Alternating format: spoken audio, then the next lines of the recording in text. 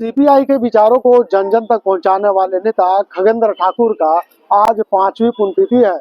इस मौके पर सीपीआई के प्रदेश कार्यालय में उनकी पुण्यतिथि पर याद करते हुए सीपीआई के नेताओं ने उनके चित्रों पर पुष्पांजलि किया।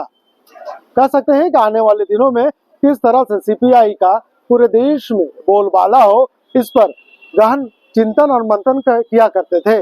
कुछ कहते हुए नजर आ रहे हैं सीपीआई के नेता अजय कुमार सिंह। चलिए हम आपको सुनाते हैं। साहित्य के क्षेत्र में डॉक्टर ठाकुर की जो योगदान रहा है वो नाकाबिले फरामोश रहा है।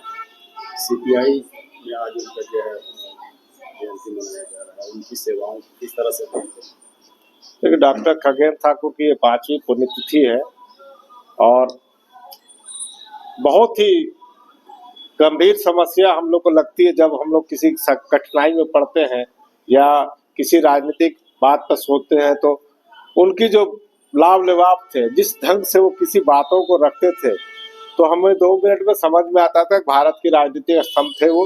बौद्धिकता के मामले में उन्होंने कई लेखनी के माध्यम से जन जागरूकता फैलाने का काम किया था। आम लोगों के लिए वो लिखते थे और कहीं ना कहीं उनकी जितने भी भाषण होते थे वो आम आवाम के लिए होते थे या वो लोकतंत्र की रक्षा के लिए होते, संवैधानिक मूल्यों की रक्षा के लिए होते थे।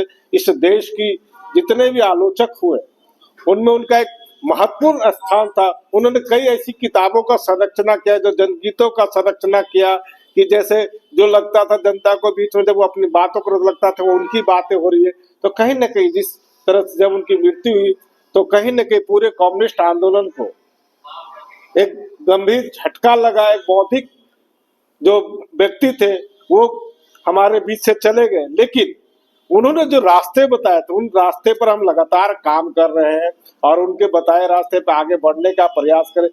कमी उनकी जरूर खती है, लेकिन उनके जो विचार हैं उनको हम आगे लेके जब बढ़ते हैं तो हमें गर्व होता है कि डॉक्टर खगेंद्र ठाकुर जैसे व्यक्ति हमारी पार्टी में जब से आया था, लगातार जीवनोपरांत तक वो हमारी पार्टी में रहे।